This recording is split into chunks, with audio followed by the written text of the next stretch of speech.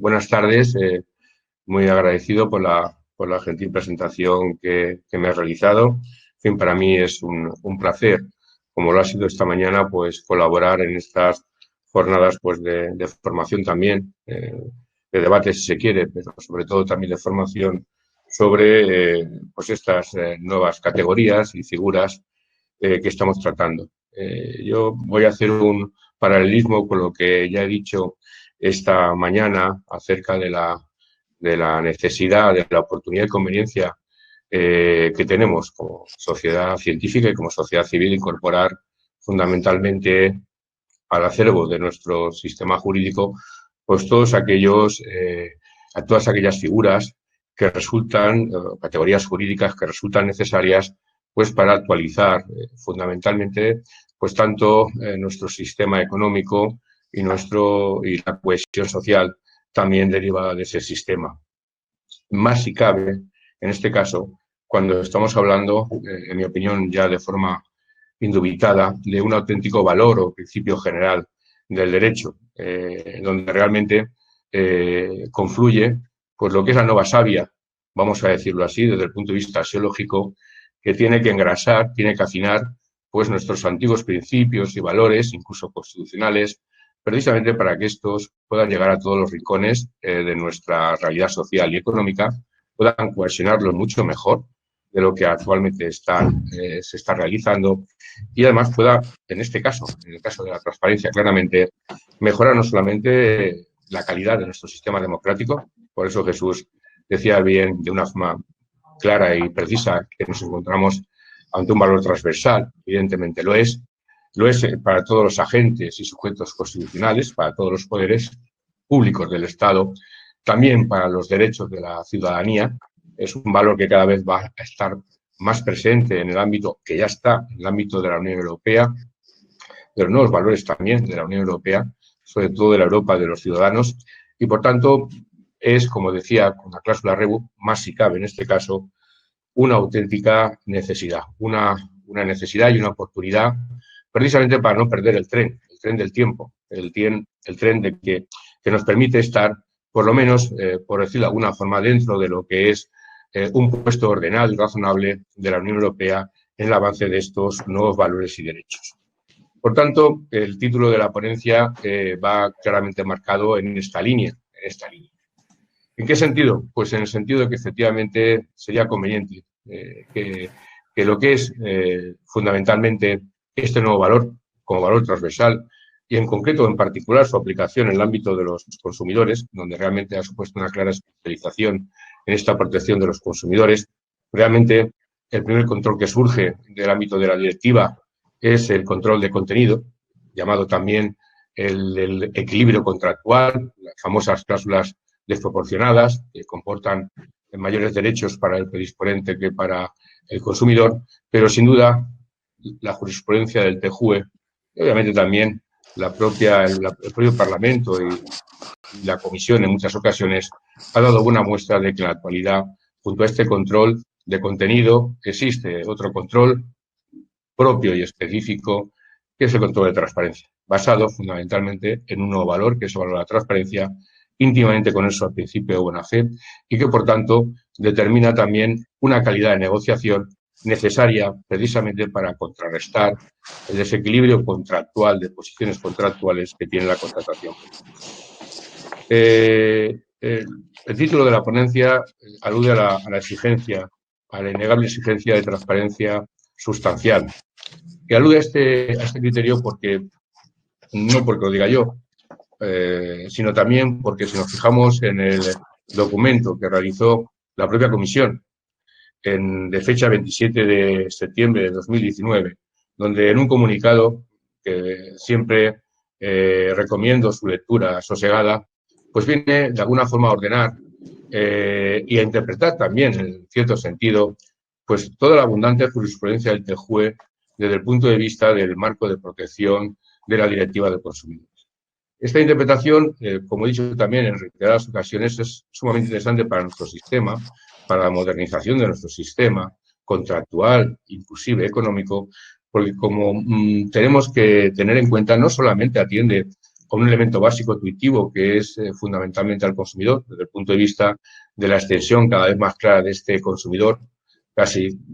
abarcando al propio concepto de ciudadanía, ciudadano en general, sino que atiende también fundamentalmente a un correcto funcionamiento del mercado interno, de los sectores o los mercados internos, desde el punto de vista de la correcta concurrencia y, por tanto, no abuso de posición de ninguna de las partes. Es decir, no hay que olvidar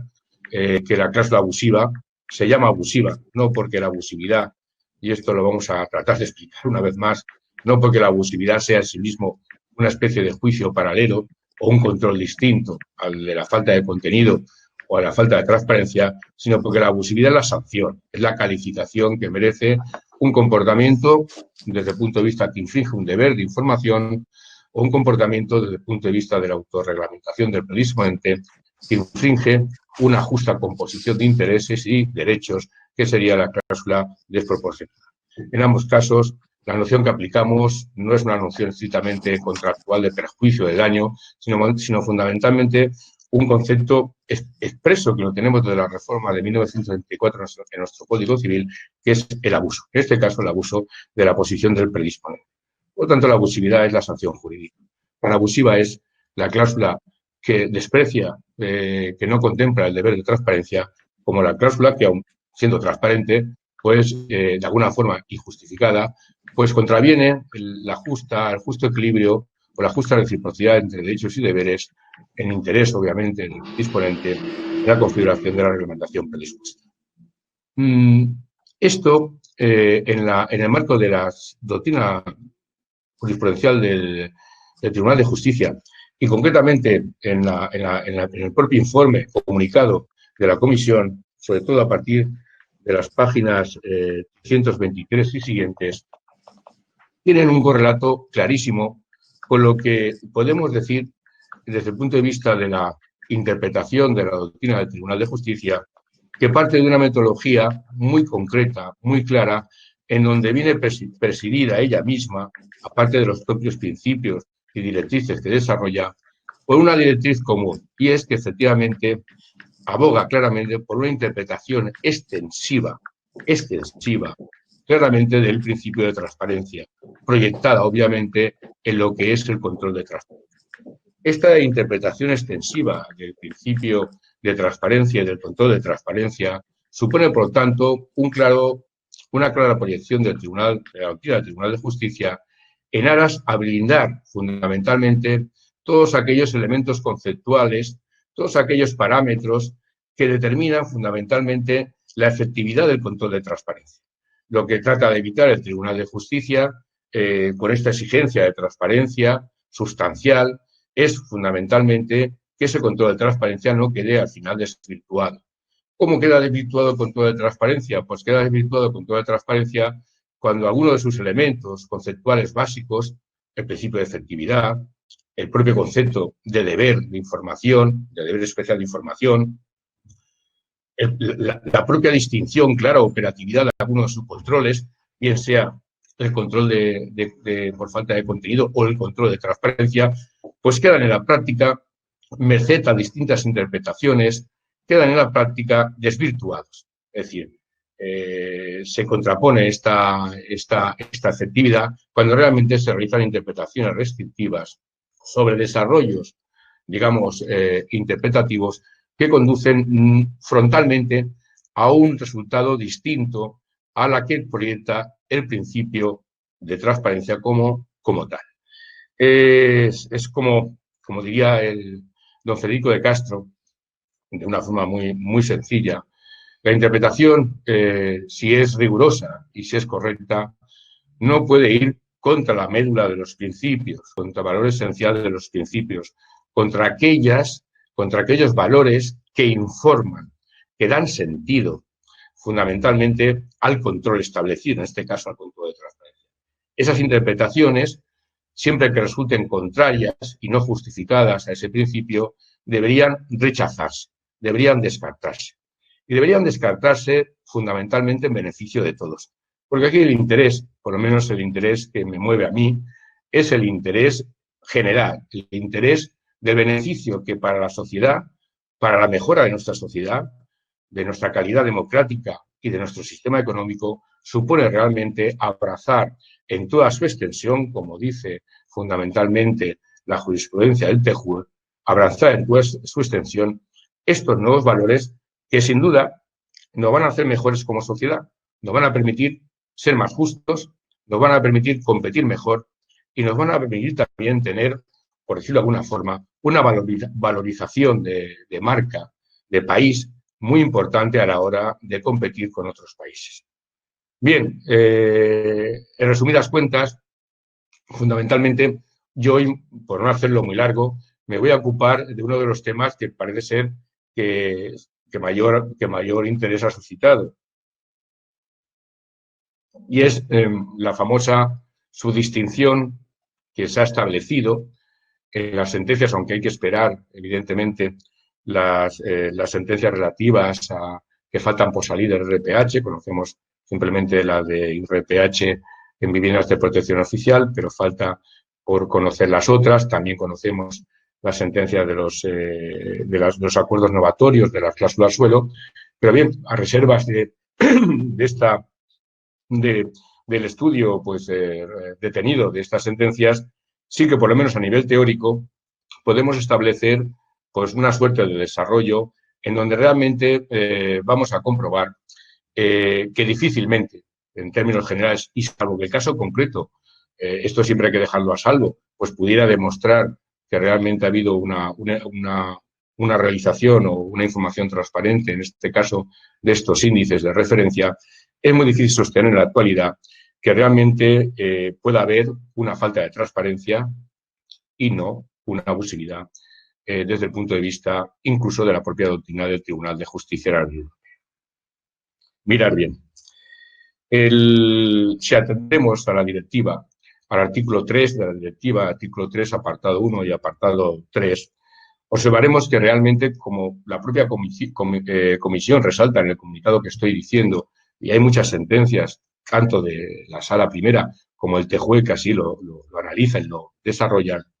podremos ver perfectamente cómo los presupuestos que determinan o pueden determinar la abusividad de la cláusula, esto es, no hay que olvidarlo, la sanción, la calificación de abusiva de la cláusula y, por tanto, la sanción de ineficacia, principio de efectividad de la directiva, artículo 6.1 de la propia directiva, es o tiene dos caminos. Los dos caminos iniciales, porque la directiva, cuando surge, que es en 1993, obviamente tampoco tiene un concepto acabado del control de transparencia y del principio de transparencia. Se desarrolla posteriormente. Y quien lo desarrolla es quien legítimamente lo tiene que desarrollar, que es el Tribunal de Justicia de la Unión Europea. Y lo desarrolla, consecuentemente, con un método que el informe de la Comisión resalta, que es el método propio de la doctrina jurisprudencial del Tribunal de Justicia, que nosotros tenemos que seguir, porque estamos obligados a seguir. Pues bien, estos dos canales o cauces que efectivamente pueden determinar con la calificación de una cláusula abusiva son fundamentalmente dos en el artículo 3. Es que sea contrario al principio de buena fe o que cause un desequilibrio importante en los derechos y obligaciones entre las partes, obviamente en perjuicio, en este caso, del consumidor. Bien, a continuación, en los artículos 4 y el artículo 5 ya recoge la necesidad, es decir, el otro presupuesto, de que la declaración predispuesta, la reglamentación predispuesta, sea en su conjunto, transparente, es decir, que realmente contenga cláusulas precisas, comprensibles. Con independencia de que podamos hablar de un control de incorporación o de un control de contenido, lo que está claro es que el artículo 4 y 5 pues consagran este nuevo requisito, este nuevo deber, digamos, de transparencia. Así lo ha dicho el Tribunal de Justicia de la Unión Europea, así lo hemos reconocido nosotros en innumerables sentencias. Pues bien, no cabe duda que teniendo en cuenta la independencia inicial, incluso como categoría que ya tenía incluso nuestra legislación, en nuestra primitiva legislación de protección de consumidores, el ámbito de la cláusula abusiva, entendida como cláusula desproporcionada, es evidente que el tronco del principio de buena fe, con relación, obviamente, a los deberes ya implícitos del artículo 4 y 5 de la directiva, pues también contiene como un elemento impulsor hacia esa calificación de la abusividad, obviamente el quebranto del principio de buena fe contractual. ese quebranto del principio de buena fe contractual, que es especial en la contratación predispuesta y que tiene reconocido, que lo hemos reconocido en la Sala Primera, en la sentencia de 8 de septiembre de 2014, ese principio ya nos dice que la contratación predispuesta, el fundamento del deber especial del predisponente, tiene su raíz básica en el principio de buena fe. Ese es el principio, el mismo principio de buena fe que está mencionando el artículo 3 de la directiva y que ya, a juzgar por la propia jurisprudencia del Tribunal de Justicia de la Unión Europea, puede ser un elemento, es decir, la vulneración de ese principio de buena fe puede ser un elemento en el deber de información, en el especial deber de información, puede ser un elemento que determine la abusividad de la cláusula. Bien, esto se produce necesariamente en todos aquellos supuestos en donde este quebranto del principio de buena fe a través de la vulneración del deber especial de información en la contratación predispuesta, determina fundamentalmente que el cliente, que el consumidor, no haya podido tener una comprensibilidad real, material, si se quiere, sobre su posición jurídica o la carga económica, o, en palabras también del Tribunal de Justicia, cuando hablamos fundamentalmente de créditos o de préstamo, sobre el coste realmente efectivo de dicho crédito o de dicho préstamo. Bien, en este sentido, la afectación de un elemento esencial desde el punto de vista de la falta de transparencia comporta indudablemente un perjuicio en este sentido, una abusividad, una clara abusividad de esa cláusula. ¿En qué sentido? Pues en el sentido lógico y natural correlativo a esa falta de deber de información y a ese fundamento de principio de buena fe de que el consumidor no ha podido, obviamente, comprender correctamente la oferta y, por tanto, no ha podido comparar otras ofertas. Es decir, ha elegido un producto o servicio financiero, en este caso, cuyo coste, cuya comprensión de su carga económica o jurídica no ha podido comparar sencillamente con otros productos porque le ha faltado que le diesen una información precisa, necesaria, sobre estos elementos, digamos, esenciales. Esto ha sido reconocido por el Tribunal de Justicia en numerosas jurisprudencias. De hecho, si os fijáis bien, en las propias sentencias últimas, la que nos trae a colación estos días, pues la sentencia fundamentalmente del índice referencial al IRPH de cajas, si os fijáis en el apartado 50, o el parágrafo 50 de la sentencia, observaréis cómo literalmente, voy a hacerlo muy, muy rápido, dice así. Está hablando de la segunda cuestión prejudicial y dice así el tribunal. De ello se deduce que, como ya se ha señalado en el apartado 46 de la presente sentencia, la exigencia de transparencia de las cláusulas contractuales, tal como resulta de los artículos 4, apartado 2 y 5 de la directiva, no puede reducirse exclusivamente a su carácter comprensible en un plano formal o material, o gramatical, perdón, toda vez que el sistema de protección establecido por dicha directiva se basa en la idea de que el consumidor se halla en situación de inferioridad respecto y en particular a nivel de información. La mencionada exigencia de relación clara y comprensible de las cláusulas contractuales y, por tanto, de la transparencia, aquí ya la dude claramente como principio, como control específico, a que obliga la propia directiva, y aquí viene lo interesante, debe interpretarse de manera extensiva. Sentencias de 30 de abril de 2014, que las recordaréis todos por su importancia, apartados 71 y 72, sentencia de 20 de septiembre de 2017, etcétera, y cita algunas sentencias más. Este mismo pasaje, o fundamento, o desarrollo lógico de la sentencia del juez, lo encontramos también precisamente en la sentencia de 9 de julio de 2020, relativa a los acuerdos novatorios. Aquí lo encontramos en el apartado 44, en donde nos reitera una vez más que la directiva debe interpretarse de manera extensiva. Es decir, que el control de transparencia que define y que regula la directiva, o que por lo menos en génesis contempla, debe interpretarse de manera extensiva. Esto es, nunca de manera restrictiva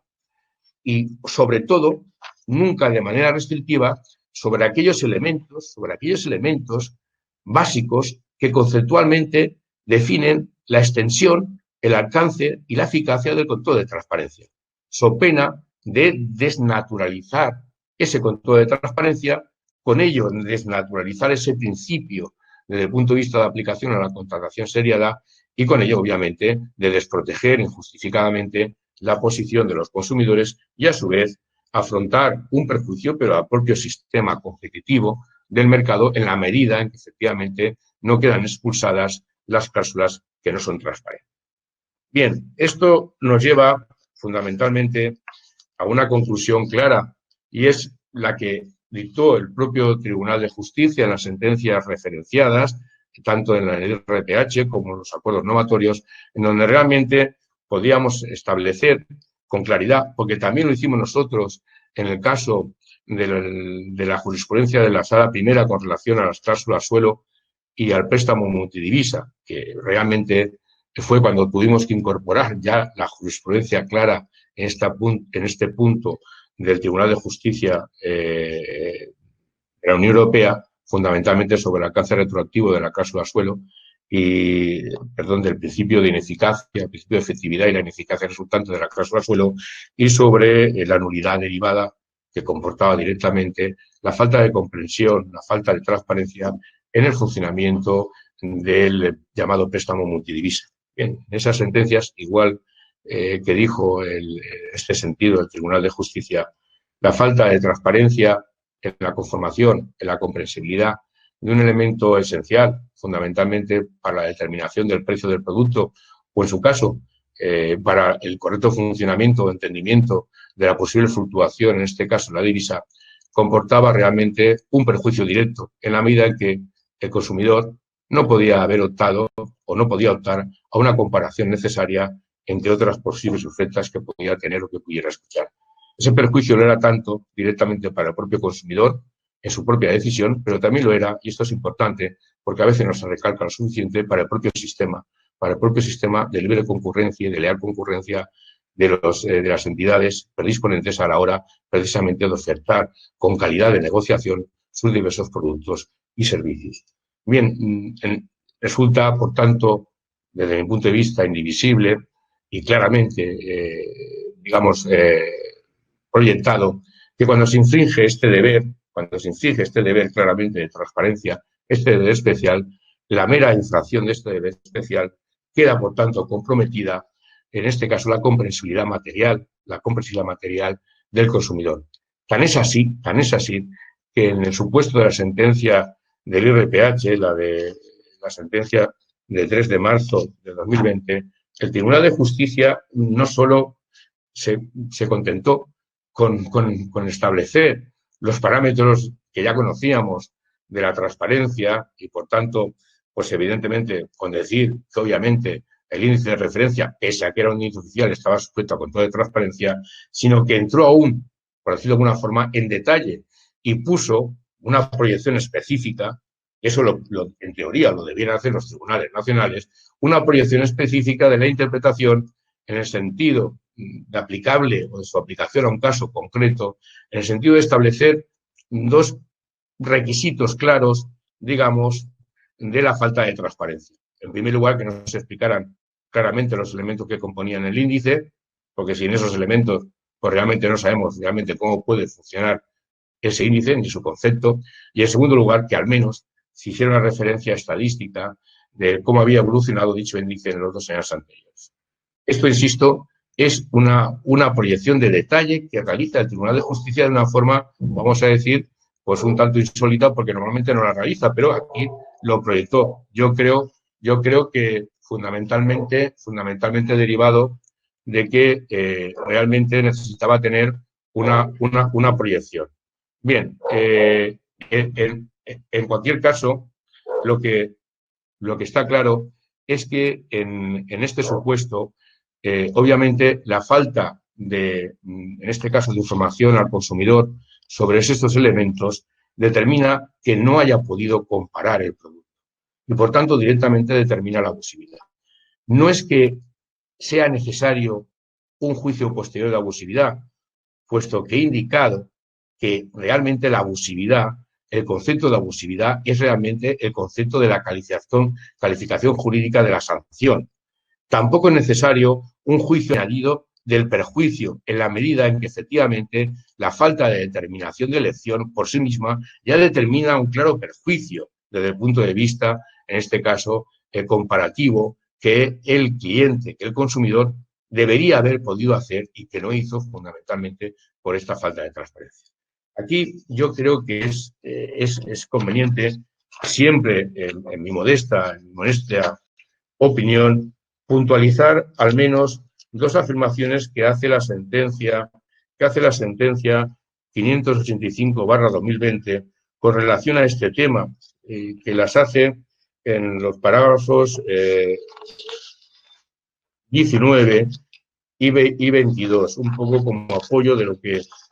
está diciendo cuando efectivamente desarrolla la argumentación de que es posible que quepa una falta de transparencia, pero no obstante no ser abusiva.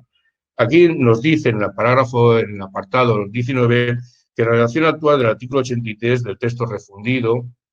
que recordemos se hace precisamente con la ley de crédito inmobiliario,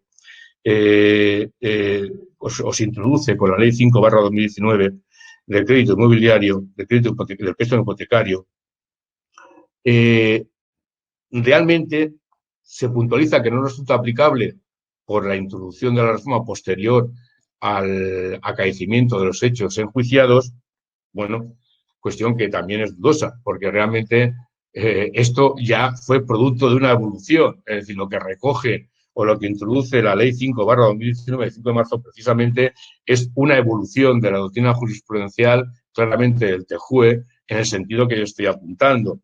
Pero, en fin, incluso admitiendo que efectivamente no sería aplicable por no estar dentro del ámbito de vigencia de la norma aplicable en su momento, viene a puntualizar que dice que la nueva redacción del precepto, el prejuicio, aparece en la expresión perjuicio de consumidores, como diciendo, es verdad que el artículo 83 se modifica, se añade que efectivamente la falta de transparencia comporta la nulidad del pleno derecho, pero se añade en perjuicios de consumidores. Bueno,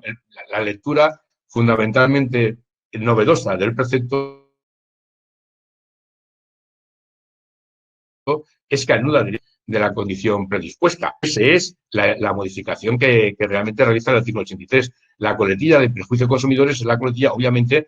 porque estamos tratando de una contratación predispuesta. Y, evidentemente, si hay un efecto de nulidad, lo será porque perjudica, obviamente, a los consumidores. Y no es un argumento, como podemos observar, de fondo. Obviamente, lo novedoso de la fórmula que se introduce es que comporta, anuda a la falta de transparencia la consecuencia jurídica de la nulidad de pleno derecho, y habla ya de nulidad de pleno derecho. Este es el efecto innovador de este artículo 83, no tanto que ayuda al perjuicio. Por citaros un ejemplo, también podemos decir, el Tribunal Supremo ya hemos sostenido, o sostenimos en su caso, en varias sentencias del contrato de seguro, que el principio que vertebraba precisamente los especiales deberes de resalte y de subrayado de las cláusulas limitativas no era otro que el principio de transparencia. Y, evidentemente, el artículo 3 de la Ley de Contrato de Seguro de 1980 sigue hablando de cláusulas lesivas. O sea, ya ni siquiera de cláusulas perjudiciales, sino de cláusulas lesivas. Es decir, bueno, lo que no podemos jugar son con muletillas o con categorías que, obviamente, como he dicho desde el principio, están en una legislación totalmente o parcialmente obsoleta con respecto a las nuevas categorías del derecho comunitario o las nuevas categorías del derecho contractual en materia de contratación predispuesta. El hecho de que la ley de contrato de seguro siga diciendo, aludiendo a cláusulas lesivas, no significa que no podamos entender ya que el principio vertebrador, fundamentador de estos deberes de información se radica, se sustenta, se basa claramente, y yo ya diría, obviamente, en este nuevo valor de la transparencia, y no simplemente en que pudiera ocasionar un determinado perjuicio. Y esto es así claramente porque incluso la cláusula lesiva lo es tanto en la medida en que pueda haber una cláusula desproporcionada de derecho, como también en la medida en que se lesionan los derechos, en este caso del consumidor, en la medida en que no se le informa correctamente. Y esto es lo sustancial para entender lo que decía don Federico de Castro como médula de estos principios, estos valores de información. Por lo tanto, cuando nos encontramos ante un supuesto en donde realmente, llamémosle abusividad, llamémosle lesividad, como en este caso del contrato del seguro, lo que se está infringiendo en realidad es un propio deber especial de información que se radica en el propio principio general de buena fe, es evidente que comporta un perjuicio, un daño,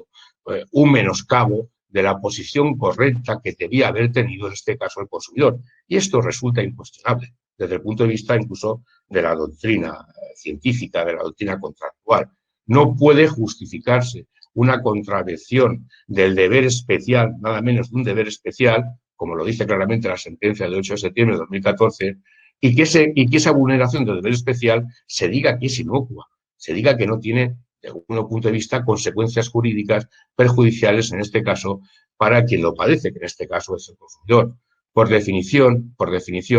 la aplicación, la vulneración de un deber especial íntimamente conectado con el principio general de buena fe comporta, obviamente, un atentado contra el derecho y, por tanto, una sanción. En el caso, insisto, de las condiciones generales, pues sería la calificación de abusividad.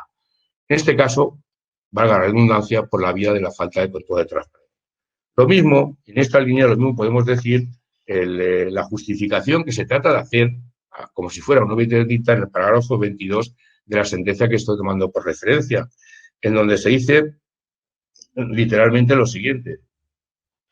Es decir, la declaración de falta de transparencia sería condición necesaria, pero no suficiente para la apreciación de la abusividad. Sentencias, y cita varias sentencias. Obviamente, en estas sentencias no se planteaba tampoco la cuestión de abusividad, se planteaba directamente la falta de transparencia. Y es lo que hace el Tribunal de Justicia muchas veces, que cuando llega y se le plantea la falta de transparencia,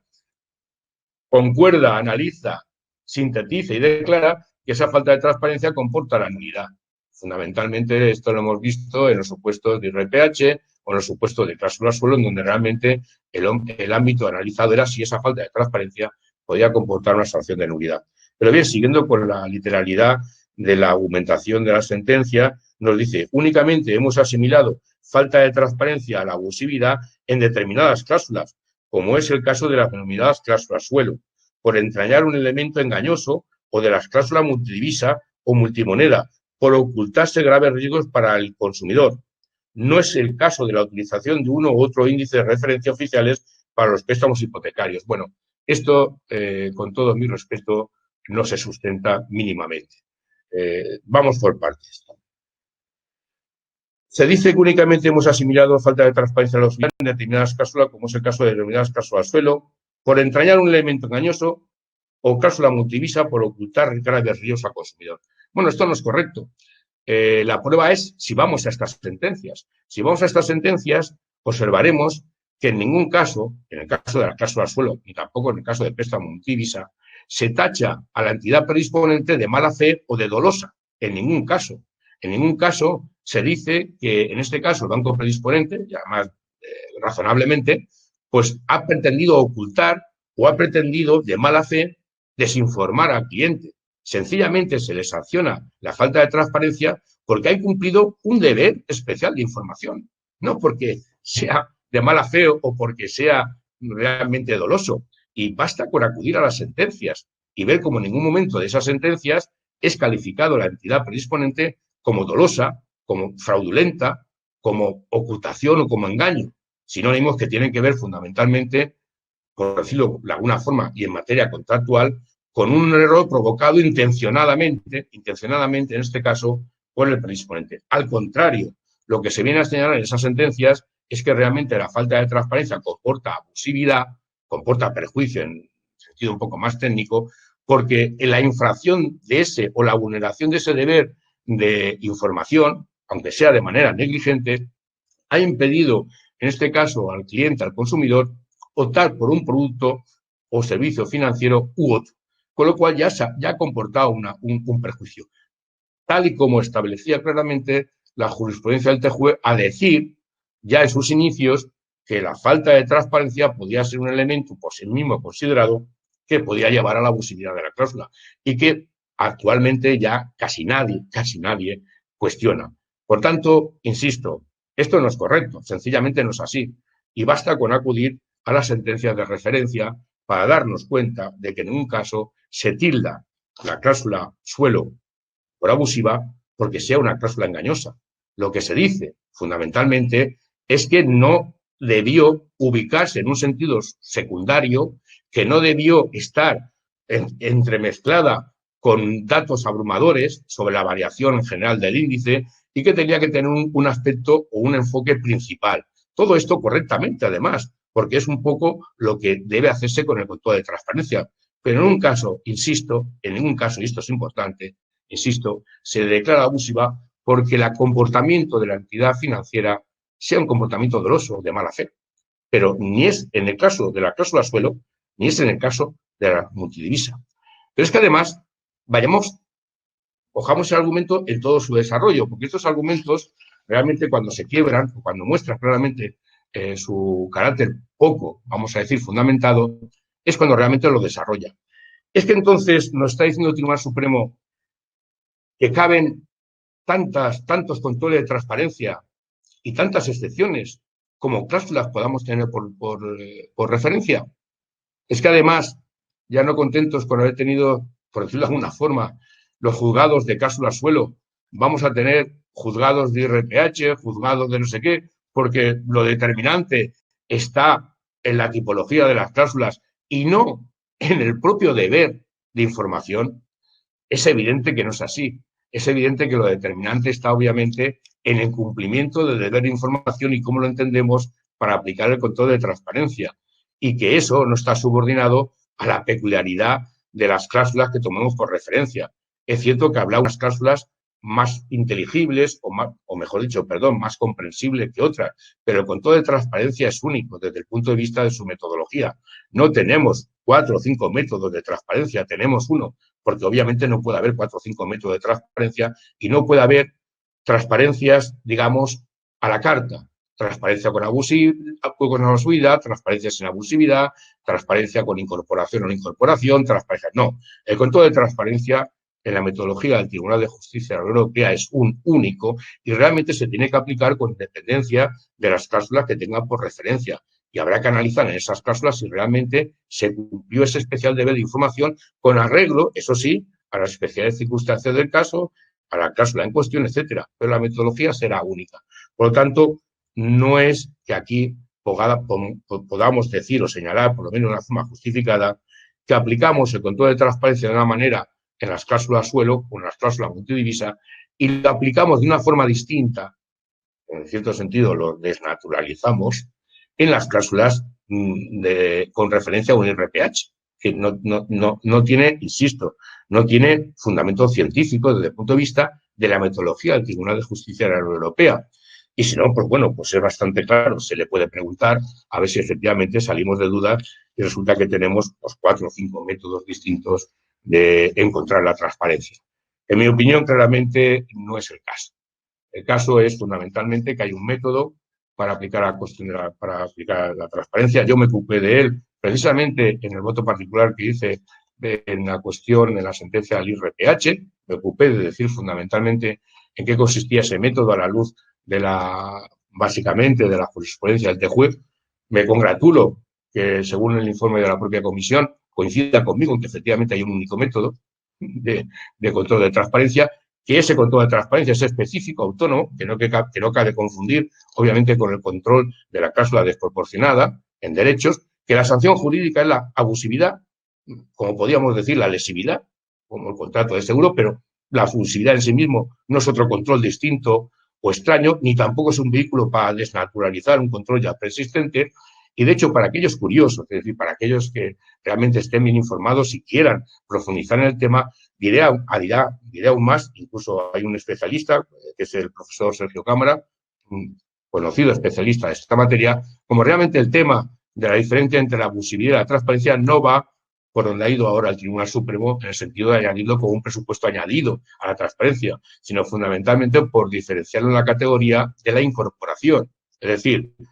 a mayor abundamiento, la cláusula no transparente no es que sería abusiva, sería inexistente porque no habría que incorporarla dentro del ámbito del control ejercitado. Esto es una posición intelectual que está en la formación y que los alemanes al principio, como bien sabe el profesor Sergio Cámara, no siguieron porque aludieron obviamente a la falta de transparencia también como un concepto que comportaba o podía comportar en su caso la propia abusividad. Bien, yo creo que esto es fundamental para este tema que estamos tratando. Y es fundamental desde el punto de vista de que inclusive en todo este tema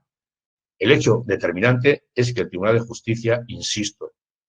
exige la transparencia sustancial como un principio extensivo del método de aplicación. Y eso me gusta a mí,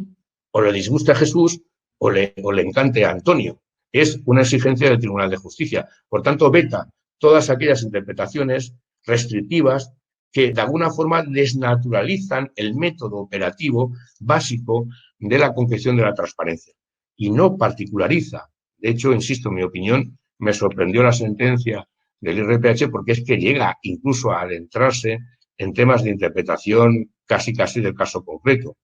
Por lo que, y voy a terminar porque no quiero ser muy extenso, por lo que hace referencia al acuerdo novatorio de la... Bueno, hay que decir que incluso una sentencia que parece ser que sirve de referencia a la argumentación del IRPH, de la sentencia del IRPH, que es la sentencia ya famosa de la sección 28 de la Audiencia Provincial de Madrid, bueno, pues tiene un interesante voto particular, que recomiendo su lectura, porque al fin y al cabo viene a decir, pues más escuetamente, lo que yo estoy sosteniendo aquí, que no cabe un tertio genus, que no cabe aquí una postura híbrida, cuando realmente esa postura híbrida, ecléctica o como la queramos llamar desde el punto de vista doctrinal, es restrictiva de la aplicación, en este caso, de la exigencia de transparencia que determina la jurisprudencia del tema. Respecto a la innovación de las cláusulas suelo, muy sencillamente. Hombre, a mí me llama la atención la rúbrica del comunicado de prensa, ¿no? Porque viene a decir algo así como, lo voy a decir literalmente, reiteración de jurisprudencia, sentencia de pleno del Tribunal Supremo número 205/2018 de 11 de abril, a la luz de la sentencia de 9 de julio de 2020. Bueno, no sé muy bien qué puede entenderse por reiteración de la doctrina,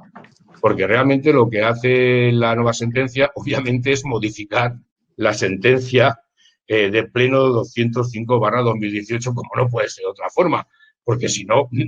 no habría dado lugar, efectivamente, a una sentencia distinta a la que obviamente contempló la resolución del Tribunal Supremo en el 205/2018, en la que, pues bueno, pues yo hice un voto particular y bueno, pues en este sentido, por lo menos yo advierto claramente que los principales pilares o argumentos que sustentaba la sentencia, en este caso de la mayoría, pues son rebatidos por la sentencia, en este caso, del Tribunal de Justicia de la Unión Europea del 9 de julio de 2020. Repasemos. Para la sentencia del Tribunal de Justicia de la Unión Europea,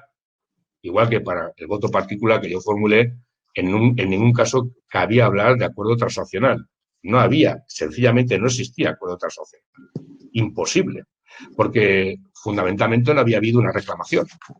judicial del asunto y, por tanto, lo que había era un acuerdo normatorio predispuesto sobre la base de las iniciales cláusulas suelo que alumbraron o que informaron el contrato. Bien. En segundo lugar, la sentencia de 9 de mayo de 2013, en sí misma considerada, no determinaba ninguna certidumbre o la certidumbre total de la posición jurídica y económica, en este caso del deudor, sobre las posibles consecuencias del acuerdo de renovación. Entre otras razones, porque efectivamente aún no se sabía si efectivamente iba a tener efectos o consecuencias jurídicas retroactivas o no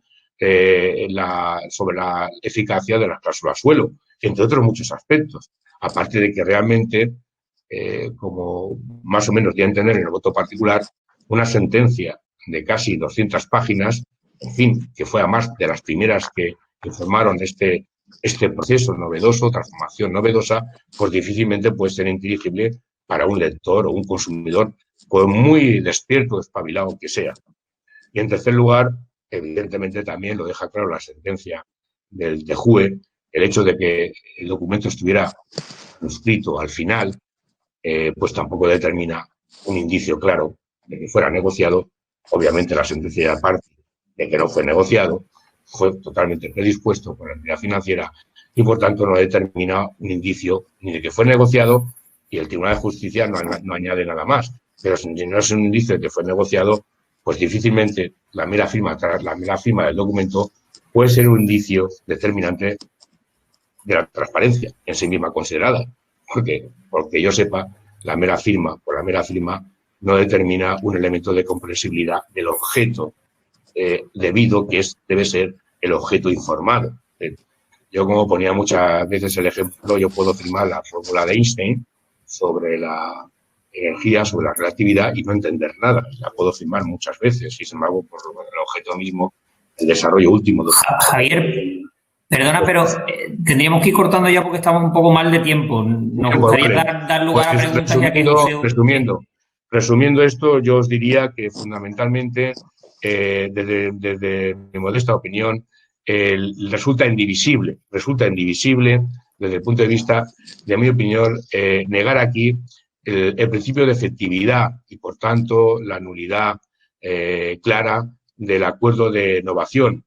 Primero, porque evidentemente es un hecho indivisible que, si no se ha informado correctamente sobre las consecuencias jurídicas de las cláusulas suelo inicialmente, el consentimiento que pueda prestar, aunque sea más informado de las cláusulas novada, si no lleva o comporta la información previa de lo que realmente es la posición económica y jurídica de esas cláusulas suelos iniciales, no comporta, en definitiva, un consentimiento claramente informado del asunto. Y segundo, y a mayor abundamiento, es que además ese acuerdo novatorio es en sí mismo, respecto de la eficacia del acuerdo novatorio, inescindible de la renuncia o del componente de la renuncia genérica e indiscriminada de las acciones,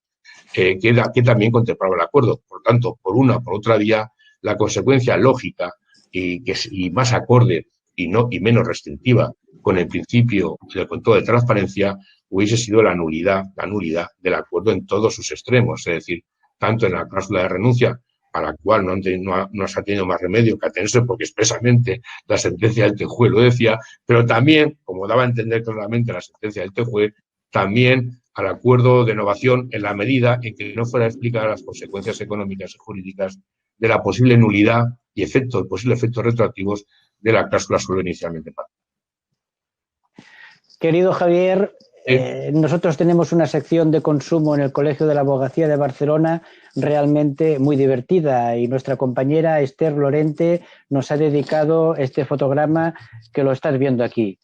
No nos podrán quitar la transparencia. Me podéis quitar la foto, realmente muy simpática, muy divertida. Yo, muy rápidamente, solamente como complemento de lo que has dicho. En primer lugar, sugiero un interesante post, un ilustrativo post del catedrático de Derecho Civil al que has hecho referencia, Sergio Cámara, que publicó en un prestigioso blog, el blog de Almacén del Derecho, el día 10 de junio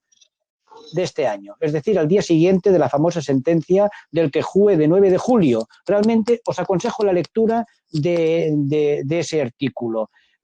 No os lo aconsejo, pero hago referencias. Yo, respecto de la sentencia de 11 de abril del 2018, publiqué un artículo en la revista VLEC, la número 167 de abril del 2018, en la que hacía una serie de referencias a esa nueva introducción a que ha comentado el profesor Orduña respecto del artículo 83, y recordaba que con la Ley 5/2019 la disposición final cuarta modificaba el apartado 5 del artículo 5 de la Ley de Condiciones Generales de la Contratación, y la disposición final octava introducía ese nuevo apartado en el artículo 83, y la exposición era muy clara: la transparencia llevaba inmediatamente a la abusividad. No lo digo yo para que no haya ninguna duda, un magnífico y prestigioso magistrado de la Sala Primera, una excelente persona, el magistrado señor Pedro Vela, nos dice en un obiter dicta, en su sentencia número 121 del 2020, de 24 de febrero, nos dice literalmente: parece equiparar, el artículo 83 hace mención, parece equiparar la falta de transparencia a la abusividad. La propia Sala Primera del Tribunal Supremo ya en esa sentencia nos anuncia que el artículo 83 parece equiparar la transparencia a la abusividad. También dice que no tiene efectos retroactivos y que, por lo tanto, no se debe de tener en cuenta. Yo ahí sí que discrepo, porque una interpretación extensiva conforme a la doctrina del Tribunal de Justicia nos puede servir como regla hermenéutica de interpretación, porque, como muy bien dijo el profesor Orduña en su famosa sentencia de 18 de junio del 2012, por cierto, una sentencia sobre la usura, es donde introduce por primera vez el control de transparencia, delimita perfectamente las normas sustantivas a aplicar. Ley de usura por un lado, condiciones, ley general de consumidores por otro lado, y lo que son las reglas hermenéuticas de interpretación del Código Civil. Os aconsejo la lectura de esa magnífica sentencia, porque realmente es a mí las sentencias del profesor Orduña me han servido mucho para aprender.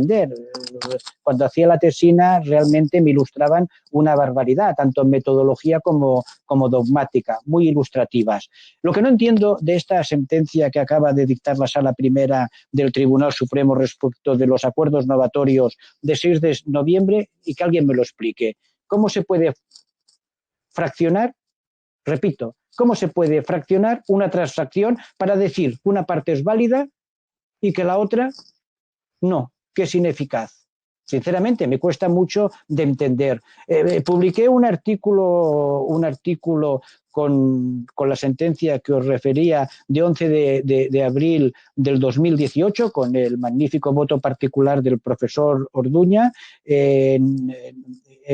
y otro artículo luego posterior haciendo referencia al artículo 83 que comentaba, este último en el número 190 de la revista Auvellers de marzo del 2020, y que ponía en colación ambos temas. Yo, cuando he leído la sentencia de 6 de noviembre,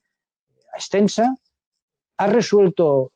el tema de la transacción / novación en el fundamento de derecho tercero, apartado 6, y lo resuelve en una página. En una página lo resuelve.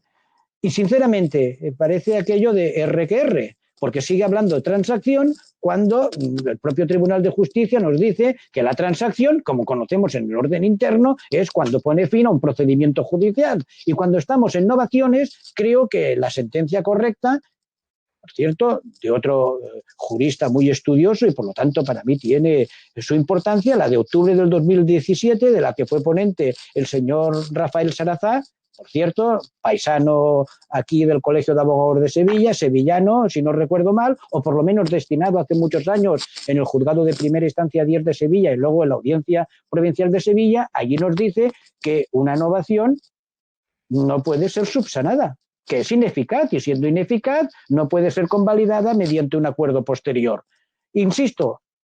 el Tribunal Supremo, en esta sentencia del señor Sancho Gargallo, sigue manteniendo la tesis de que parece que hablemos en una transacción. Pero yo realmente me voy y me leo los apartados 29, 46, 50, 53, 56, 69, 71 y 72 de la sentencia del Tribunal de Justicia de la Unión Europea de 9 de julio y no entiendo la sentencia del Tribunal Supremo de 6 de noviembre. Yo estaba convencido que el Tribunal Supremo aquí diría que efectivamente, siguiendo la doctrina de la Corte de Luxemburgo, procedía de declarar que ese acuerdo novatorio era nulo de pleno derecho. Pero esencialmente por una cuestión, porque el propio Tribunal de Justicia de la Unión Europea, en el apartado 29, nos está hablando de esa información previa, de que nos permita tener el conocimiento económico y jurídico de las consecuencias que se derivan de ese acuerdo novatorio. Me da igual, llámale transacción, llámale como te dé la gana al final, porque al final lo importante es saber si yo cuando me adherí, porque sí que nos dice que no es un acuerdo negociado y, por lo tanto, no siendo una cláusula negociada, no podemos extraerla de la Directiva 93/13 y de la Ley General de Consumidores y Usuarios y de la Ley de Condiciones Generales de la Contratación. Y, por lo tanto, hemos de aplicar al caso concreto toda esa doctrina comunitaria de la propia Sala Primera del Tribunal Supremo. Si estamos en un contrato predispuesto al que se ha adherido el consumidor y nos está diciendo que él fue a la entidad bancaria porque quería que le retiraran la cláusula suelo, ¿cómo me puede decir, y lo digo sinceramente, cómo me puede decir la sentencia en el apartado sexto que tenía información más que suficiente con los extractos bancarios que se les facilitaba y que acudiendo al BOE tiene toda la información? Yo probablemente soy el único tío raro de este país que leo el BOE todos los días, pero me parece que habitualmente la gente no acude al BOE, porque la verdad tengo que aseguraros que desde que voy acudiendo al BOE hace años tengo que ir a un psiquiatra, porque al final lo del BOE y tal como está el formato actual me genera unos problemas de análisis y hoy en día cuesta mucho acudir a los índices, porque ir bajando hasta que llegas a los índices cuesta mucho. Antes era más sencillo. Yo no sé qué hacen los informáticos, Javier, que nos complican la vida siempre con las nuevas evoluciones de las páginas web. A mí me cuesta mucho acceder, pero decir que los ciudadanos pueden tener la información acudiendo al BOE, sinceramente, me parece extraño, me parece bastante difícil de entender. Pero decirme que ya tienes toda la información con los extractos, y ahora os quiero poner a todos vosotros, y con esto termino, a todos los que ejercemos la profesión, a todos los que atendemos a clientes cuando estamos en un despacho. Da igual que defiendas a un prestatario, que defiendas a un banco, que defiendas a una entidad financiera. Cuando atiendes a un cliente, sobre todo cuando atiendes a prestatarios, y nos situamos en el 2013, en aquella famosa sentencia de mayo del 2013. Ya no os digo la sentencia esa de 18 de junio del 2012, que todos tuvimos que hacer un cursillo intensivo para entender lo que era la transparencia, que no había Dios que entendiera esa sentencia, porque se introducía una nueva categoría jurídica en nuestro ordenamiento interno. Pero nos vamos a la de mayo del 2013, hasta que el Tribunal Supremo, en la famosa sentencia de 25 de marzo del 2015, fija doctrina jurisprudencial sobre los efectos retroactivos de manera clara. Y hasta que llega la sentencia de 21 de diciembre del 2016, en donde el Supremo dije, si están ustedes de broma, ¿y qué me interpretan ustedes la sentencia de 21 de marzo del 2013 del TJUE, que aquí nos corresponde interpretarlas al propio TJUE, que es lo que vino a decir en la sentencia de 21 de diciembre del 2016. Si estamos a día de hoy, estamos en noviembre del 2020 y aún no acabamos de entender lo que es la transparencia y la abusividad, y que con las últimas sentencias de la Sala Primera del Tribunal Supremo yo os prometo que tiro la toalla y me voy a dedicar a bailar sevillanas virtuales porque no entiendo nada sobre la transparencia ni la abusividad. ¿Cómo podemos exigir que en el 2014 un prestatario fuera una entidad bancaria, le pusieran delante un contrato que en aquella época yo aconsejaba a los clientes porque nadie sabíamos lo que podíamos predecir? O sea, imaginaos, se nos está diciendo que no se puede asesorar ni dar información sobre cuestiones, fluctuaciones de futuro. ¿Cómo vamos a saber lo que puede interpretar el Tribunal Supremo de futuro si no sabemos ni lo que interpreta en la actualidad? Entonces, hay una cosa que es evidente. En el 2014, ese prestatario que acudió al banco y de repente le dijeron, mire usted, esto de la nulidad de las cláusulas abusivas no está muy claro. Yo le rebajo a usted de un 3,5 a un 2,5. Y te consulta un cliente y le dices, bueno, como no está claro, pues mira, más vale pájaro volando o pájaro en mano que ciento volando, que dice el refrán, que si algo hay bueno en este país son los refranes. Y le aconsejas que acepte y que coja una reducción. Pero luego nos hemos encontrado que esas cláusulas eran nulas de pleno derecho. Es más, en la ley 5/2019, las cláusulas suelo desaparecen, son contralegen. ¿Cómo se puede convalidar una interpretación extensiva? ¿Cómo puedes convalidar eso? Sinceramente, yo no entiendo esa sentencia, me he perdido y por eso estamos preparando ese congreso del control de transparencia, a ver si nos ilustran jueces, catedráticos y demás expertos en la materia, porque yo necesito hacer un cursillo intensivo sobre esta materia. Me he perdido con esta última sentencia de 6 de noviembre del 2020. No la entiendo, sinceramente, y ya no sé cómo explicarle a un cliente, qué es el control de transparencia, qué es el control de abusividad y, lo más importante, si eso nos da seguridad jurídica o no nos da seguridad jurídica. Muchas gracias. Gracias. ¿Qué tal? Buenas tardes. Bueno, en principio tenemos poco tiempo para las preguntas, pero quería hacer una cosa porque yo me he releído de nuevo con otros ojos la sentencia del Tribunal Supremo a la que has hecho ahora mismo referencia de mayo del 2013.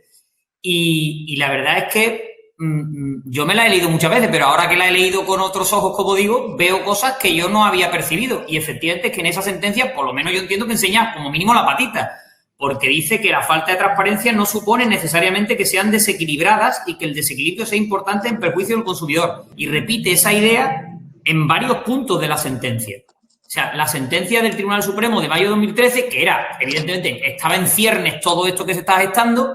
pero parece que en esa sentencia no deja claro que la falta de transparencia implique automáticamente la nulidad. O sea, perdón, no la nulidad, la abusividad. Es que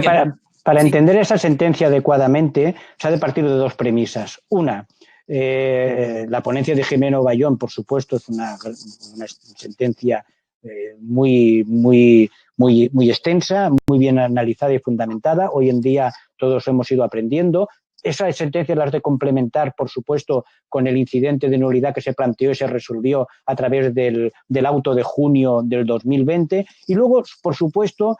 toda la jurisprudencia de la Sala Primera del Tribunal Supremo que ha ido modulando y delimitando la cuestión, esencialmente a través de las sentencias del Tribunal de Justicia de la Unión Europea. La primera en esta materia, importantísima, la primera de 21 de marzo del 2013, la que ha hecho mención, que es la que yo creo que ya sienta unas bases clarísimas sobre el control de transparencia, de 14 de mayo del 2014, y luego todas las posteriores. A partir de esa primera sentencia del TJUE de 14 de mayo del 2014 se empieza a configurar una nueva categoría jurídica. Pues que estamos hablando de categorías jurídicas que no existen en nuestro decimonónico Código Civil. Eso es nuevo. El problema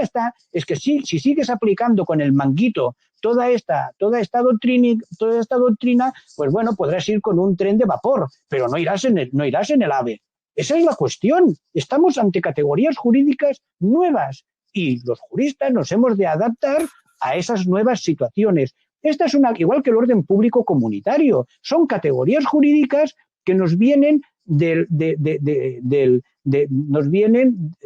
la Unión Europea y además son categorías jurídicas que han sido moduladas por el Tribunal de Justicia de la Unión Europea. Absolutamente novedosas y que tenemos que ir adaptándolas a nuestro ordenamiento interno. Lo que ocurre es que es mucho más sencillo seguir en el vicio del consentimiento, porque el vicio es mucho más sencillo a veces de aplicar, cuando en el fondo, igual que el vicio en el consentimiento, la esencia fundamental es el desconocimiento, la falta de información y que tú en realidad estás aceptando una cláusula o un contrato sin tener el conocimiento de lo que realmente estás aceptando. Y con más gravedad, en una contratación seriada, en una contratación predispuesta, en donde no puedes influir en nada en absoluto. Por eso esa información previa que ha sido modulada tanto por la Sala Primera del Tribunal Supremo como por el Tribunal de Justicia de la Unión Europea ha ido evolucionando muchísimo respecto de la sentencia de mayo del 2013. Que me corrija el profesor Orduña si estoy inequivocado en lo que estoy diciendo. Hombre, yo por la experiencia que tengo, sí que os diría que la sentencia de 9 de mayo de 2013 es una sentencia muy importante. Ahí se da un primer paso. Para algunos hay que entender desconcertante porque se declara básicamente la cláusula suelo como una cláusula nula desde el punto de vista del control de transparencia. Y es la novedad de imponer el control de transparencia, pero también hay que tener en cuenta que es una sentencia de 2013, donde efectivamente el Tribunal de Justicia no había desarrollado toda la jurisprudencia con todos los mimbres que tenemos ahora. O sea, el problema para mí es que con los mimbres que tenemos ahora no podemos sentar interpretaciones restrictivas de un valor o un principio que es indiscutible. Porque si discutimos que la transparencia es un principio o un valor, en la contratación seriada, pues entonces ya discutimos la esencia de las cosas. No sé para qué estamos aquí, porque evidentemente lo que nos mueve en esta sentencia no es otra cosa que la aplicación de un control que por definición está fuera del Código Civil. Y por eso no aplicamos ni en 1261, ni aplicamos en 1281, ni aplicamos en 1259, en 1258, porque ese control sale directamente de un fenómeno jurídico tratado en la directiva, que es la contratación en masa, que nuestro Código Civil de 1889 no conoció, sencillamente no conoció. Por tanto, todas las referencias instrumentales, categorías jurídicas que maneja nuestro Código Civil son extramuros de este nuevo fenómeno jurídico. Hay dos vías la vía del error, pero ya es un error responsable para los juristas que quieran seguir por esa vía, que es tratar de restringir desde el punto de vista del error vicio de consentimiento, porque claro, el error vicio de consentimiento es una categoría subjetiva, casuística y por tanto nada objetivable. Y por tanto podremos encontrar miles y miles de excepciones. O la vía responsable de entender y de encauzar todo este nuevo fenómeno con valores nuevos, objetivables. Porque el control de transparencia no es otro que un control derivado de una función social que ahora mismo la directiva nos pone, que obviamente la Constitución no tampoco conoció, porque obviamente el derecho es un derecho vivo. Y la Constitución habló únicamente del principio de los consumidores, pero ni siquiera habló de control de transparencia porque sencillamente tampoco lo conocía, ni tenía el por qué conocerlo. La obligación de los juristas es adaptar el derecho y estudiar las nuevas categorías. Y nos equivocamos totalmente si una vez hemos puesto una serie de bases modulares de método de aplicación a la transparencia, lo que hacemos es dedicarnos a hacer interpretaciones restrictivas que desnaturalizan el fenómeno. Porque el jurista o al jurista no le corresponde el ámbito económico. El ámbito económico le corresponderá al gobierno, le corresponderá al legislativo, le corresponderá a los demás poderes públicos. Al jurista le compete fundamentalmente aplicar correctamente las categorías, y en su caso, si son las nuevas categorías, con arreglo a lo que dice, en este caso, porque es derecho comunitario, con arreglo a lo que dice la jurisprudencia del TJUE. Y voy a poner un ejemplo para terminar y lo entenderéis todos enseguida. Cuando hablamos del principio de efectividad, que es un procedimiento de ineficacia, a la fin y a la postre de ineficacia, y aludimos a la categoría de la nulidad de pleno derecho, estamos aludiendo a una categoría de ineficacia propia y dibujada desde la directiva y el desarrollo jurisprudencial de la directiva, no desde las categorías tradicionales del Código Civil, que podía ser la nulidad, la anulabilidad o la rescisión. ¿Por qué? Porque estas categorías son propias del Código Civil y del contrato por negociación, ¿entendéis? Pero la categoría del principio de efectividad, que lo llama así, la propia directiva lo llama principio de efectividad. O sea, es que simplemente es una cuestión meramente de lógica. Si a una consecuencia de la transparencia le llamamos, de la abusividad, llamamos principio de efectividad, ¿cómo no vamos a estar ante un principio de valor cuando hablamos precisamente de la transparencia como control de ese valor? Evidentemente, si una consecuencia es la efectividad, lo que determina la efectividad es el valor, que es, en este caso, el principio de transparencia. Pero esto es así conceptualmente y no tiene vuelta de tuerca. Por tanto, insisto, la disyuntiva es interpretaciones restrictivas contrarias al sentido lógico y extensivo que, como he dicho, están contemplados ya en la propia sentencia del TJUE, o interpretaciones restrictivas que van a sembrar muchas veces la litigiosidad, como están sembrando, porque es un sí, pero no. Un no, pero sí. Bueno, pero si me permites una cosa, no tardaré un minuto, pero creo que es algo que hemos de tener muy presente, que la gente olvida. Independientemente del artículo 4 bis de la Ley Orgánica del Poder Judicial, respecto de esa primacía del derecho comunitario a la hora de interpretar la jurisprudencia del TJUE, hay algo que se nos olvida, y se nos olvida muy a menudo, que es el control de convencionalidad, que tiene rango constitucional. Es el artículo 10, apartado 2 de la Constitución, y el artículo 96. España ha perdido parte importante de su soberanía en el momento que entra en la Unión Europea. En el año 85 se dictó una ley orgánica para la entrada de España en la Unión Europea. Y nos dice ese control de convencionalidad que cuando España suscribe tratados internacionales y son publicados en el Boletín Oficial del Estado, pasan a formar parte esas normas de rango legal en España, y sobre todo la interpretación que hacen los tribunales respecto de esos tratados internacionales. Por lo tanto, tanto la jurisprudencia del Tribunal Europeo de Derechos Humanos como la jurisprudencia del Tribunal de Justicia de la Unión Europea forman parte de ese control de convencionalidad. Y nosotros estamos obligados al cumplimiento tanto de la legislación comunitaria como de la jurisprudencia que emana del Tribunal de Justicia de la Unión Europea. Y ahora han entrado esas nuevas categorías jurídicas a las que yo hacía referencia y que ahora acababa de comentar el profesor Orduña, que es esencialmente en esta materia los controles de control de transparencia y del control de abusividad. Y no las tenemos en nuestro Código Civil, pero ya forman parte de nuestro ordenamiento jurídico de obligado cumplimiento. Sí que están en leyes sectoriales como la Ley de Condiciones Generales de la Contratación y la Ley General de Consumidores y Usuarios. Y la interpretación hermenéutica, artículo 3 del Código Civil, que debe de hacerse de toda esta legislación y de toda jurisprudencia, es acorde con la situación actual. Anclarnos en el tren de vapor, lo siento, o en el tren con carbón, es anclarnos en el pasado. Y por eso esa interpretación extensiva es imprescindible y no restrictiva. ¿Estás de acuerdo, Javier? Sí, claro que estoy de acuerdo. Es más, yo creo que efectivamente esto necesariamente tiene que ser así, porque si no la consecuencia, bueno, la alternativa, vamos a hablar claro, la alternativa fundamentalmente para que esto no se vuelva a producir, o por lo menos esté claramente con una mayor dosis de seguridad jurídica, es precisamente regular lo que es el control de transparencia, la extensión y el alcance desde el punto de vista ya de los modernos parámetros que ofrece, sin lugar a dudas, el TJUE. ¿Tenemos los mimbres necesarios para regularlo? Sí. ¿Podemos dar una seguridad jurídica a través de una norma? Sí. Por supuesto, mucho mejor que con la actual jurisprudencia de nuestro Tribunal Supremo. Eso ya es, yo creo que es una evidencia. Lo que la gente quiere ya es una seguridad jurídica y la posibilidad también de tener este importante valor que, insisto, que es esencial para nuestra democracia y la mejora de nuestra calidad, digamos, de nuestro sistema también económico productivo, que lo tengamos ya también regulado. Porque, Jesús, ni la Ley de Condiciones Generales contempla lo que es el control de transparencia, ni la ley ni el texto refundido de consumidores lo contempla. Es decir, pues bueno, ni por supuesto la Ley de Crédito Inmobiliario. Es decir, hace falta una regulación normativa que realmente exponga con claridad el concepto, el contenido y alcance precisamente de este control de transparencia, para que no haya interpretaciones disonantes con algo que ya es imperativo para nosotros, como bien ha dicho Jesús, que son la aplicación, la interpretación que ha hecho el propio Tribunal de Justicia de las directivas europeas. Yo creo que esto es una de las soluciones que se ven más claro desde el punto de vista de seguridad jurídica. Muchísimas gracias, Jesús y Javier. Ha quedado claro la idea que tenéis y evidentemente yo la comparto absolutamente, indiscutiblemente. No puedo hacer otra cosa y además de convicción.